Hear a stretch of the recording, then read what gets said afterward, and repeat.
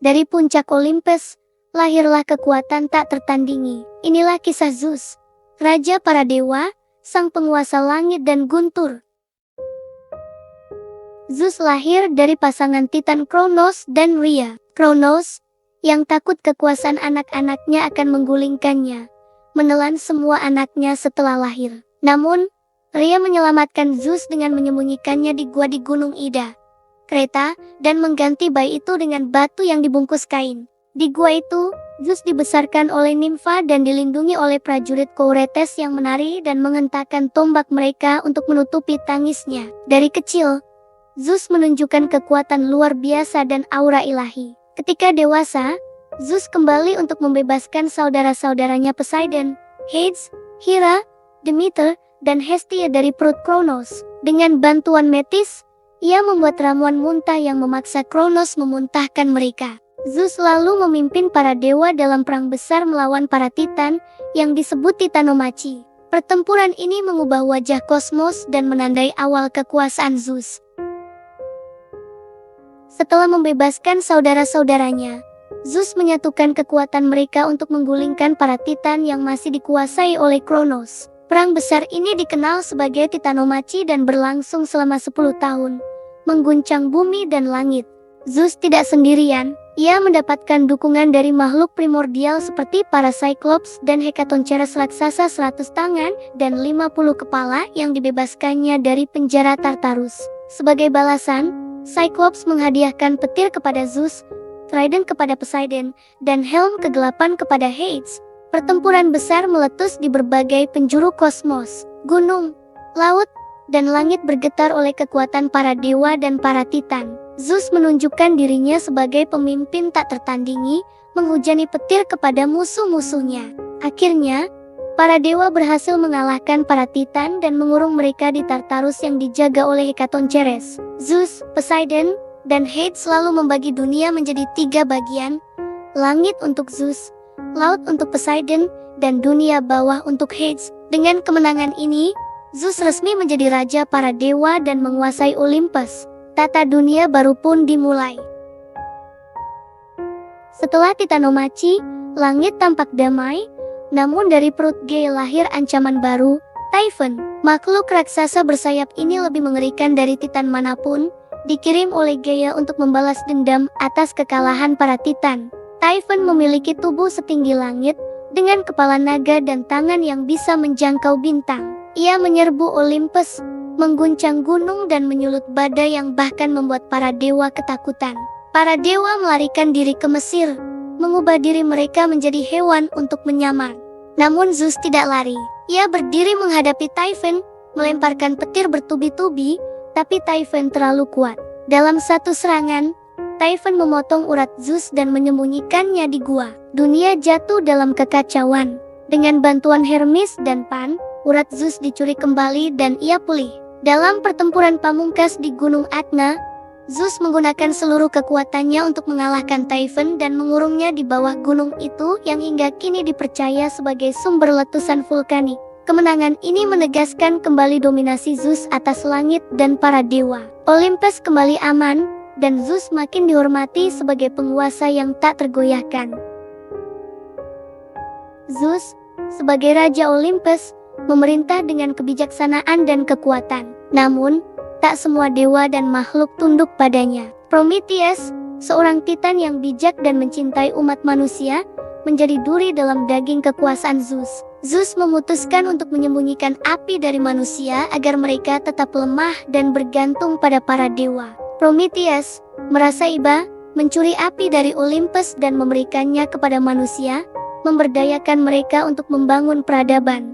Tindakan ini membuat Zeus murka. Sebagai hukuman, Prometheus dirantai di puncak Gunung Kaukasus. Setiap hari, seekor elang dikirim untuk memakan hatinya yang tumbuh kembali tiap malam, sebuah siksa abadi sebagai peringatan terhadap pembangkangan. Namun, tindakan Prometheus menjadi simbol pengorbanan demi kebaikan umat manusia. Ia dikenal sebagai pahlawan yang membawa cahaya ke dunia gelap, sekalipun harus menanggung penderitaan abadi. Zeus, meski keras, diam-diam mengagumi keberanian Prometheus. Kisah ini menjadi titik awal relasi kompleks antara para dewa dan manusia. Hera adalah saudara sekaligus istri Zeus, Ratu Olympus yang agung dan penuh wibawa. Namun pernikahan mereka jauh dari kata harmonis. Zeus, yang terkenal karena banyaknya perselingkuhan, membuat Hera berkali-kali diliputi kemarahan dan rasa dihianati. Zeus tidak jarang turun ke bumi dan menjalin hubungan dengan wanita fana maupun dewi lain. Dari hubungan-hubungan ini lahirlah banyak keturunan setengah dewa seperti Herakles, Perseus, dan Helen. Hal ini membuat Hera membenci anak-anak hasil perselingkuhan tersebut dan kerap berusaha mencelakainya. Herakles menjadi sasaran utama amarah Hera. Sejak bayi, ia dikirimkan 2 ular raksasa ke kamar Herakles untuk membunuhnya. Namun Herakles, berkat darah dewa dalam dirinya, berhasil mencekik ular itu dengan tangan kosong. Meski penuh konflik, hubungan Zeus dan Hera tetap bertahan. Dalam beberapa kesempatan, mereka tampil sebagai pasangan kerajaan yang kuat dan disegani oleh para dewa lain. Hera juga dikenal sebagai pelindung pernikahan dan keluarga, menunjukkan sisi lembut di balik kekerasannya. Kisah mereka menunjukkan bahwa bahkan para dewa pun tak lepas dari konflik hati dan kesetiaan. Hubungan Zeus dan Hera menjadi simbol kompleksitas cinta dan kekuasaan. Zeus, meskipun dewa tertinggi, kerap terlibat dalam takdir manusia. Salah satu yang paling terkenal adalah kelahiran Perseus, pahlawan besar Yunani. Zeus jatuh cinta kepada Dana, putri Raja Akrisios, yang dikurung di ruang bawah tanah karena ramalan bahwa anaknya akan membunuh sang raja. Namun, Zeus menyusup dalam bentuk hujan emas dan menghamili Dana. Perseus lahir dan dibuang ke laut bersama ibunya dalam peti. Mereka diselamatkan dan dibesarkan di Pulau Seripos. Ketika dewasa, Perseus ditugaskan membunuh Medusa, monster wanita berambut ular yang bisa mengubah siapapun menjadi batu. Dengan bantuan para dewa Zeus, Athena, dan Hermes, Perseus berhasil menjalankan misi tersebut. Zeus tidak hanya menjadi ayah Perseus, tetapi juga pelindungnya. Ia mengirim petunjuk lewat para dewa dan memberinya pedang tajam dan perisai mengilap. Perseus tidak hanya berhasil membunuh Medusa, tetapi juga menyelamatkan Andromeda dari monster laut. Perjalanan hidup Perseus menunjukkan hubungan erat antara para dewa dan takdir manusia. Zeus, walaupun tampak jauh, memainkan peran aktif dalam menjaga keseimbangan dunia dan membentuk pahlawan. Kisah Perseus memperkuat citra Zeus sebagai dewa yang tak hanya menghukum, tapi juga memberi harapan, pelindung keturunan dan penentu masa depan. Zeus tidak hanya mengatur para dewa, tetapi juga menjaga keteraturan alam semesta. Ketika keseimbangan terganggu, ia bertindak dengan tegas. Salah satu contoh paling mencolok adalah kisah Fiton, putra Helios, dewa matahari, yang nekat mengendarai kereta api surya ayahnya. Fiton ingin membuktikan asal-usul ilahinya, memohon pada Helios agar diizinkan mengendarai kereta matahari selama sehari. Meski dengan berat hati, Helios mengizinkannya. Namun, Fiton tidak mampu mengendalikan kuda-kuda api yang liar. Kereta menyimpang dari jalur, membakar bumi dan membekukan langit. Melihat bumi mulai terbakar dan tatanan kosmos kacau, Zeus turun tangan. Dari Olympus, ia melemparkan petir ke arah Fiton, menghancurkan kereta dan menyelamatkan dunia dari kehancuran. Tubuh Fiton jatuh ke sungai Eridanos, menjadi peringatan akan kesombongan dan ambisi buta. Tindakan Zeus, meski kejam di mata manusia, adalah bentuk dari keadilan ilahi. Ia bukan hanya penguasa, tapi penjaga keseimbangan kosmik. Kisah Fiton mengajarkan bahwa tidak semua warisan ilahi dapat ditanggung oleh manusia. Zeus digambarkan sebagai pengadil tertinggi yang tak ragu bertindak tegas demi melindungi ciptaannya, memperkuat perannya sebagai penguasa yang adil namun tak kenal ampun.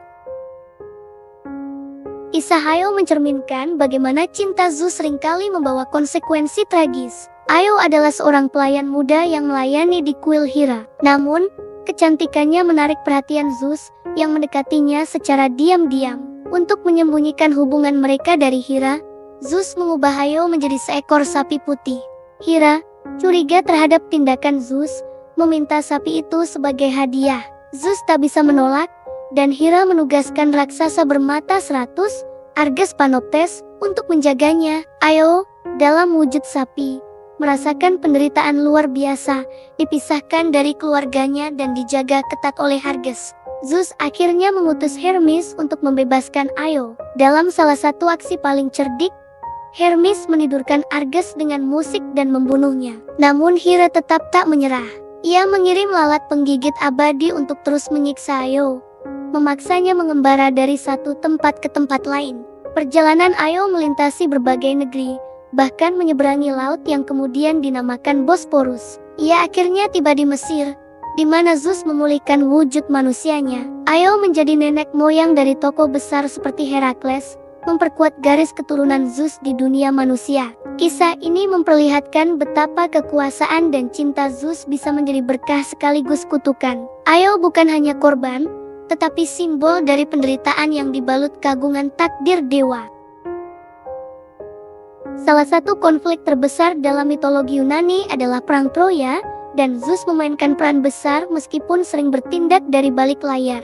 Awal mula perang ini berasal dari pertikaian antara tiga dewi, Hera, Athena, dan Aphrodite, yang berebut apel emas bertuliskan untuk yang tercantik. Zeus dan memilih menyerahkan keputusan kepada Paris, pangeran Troya.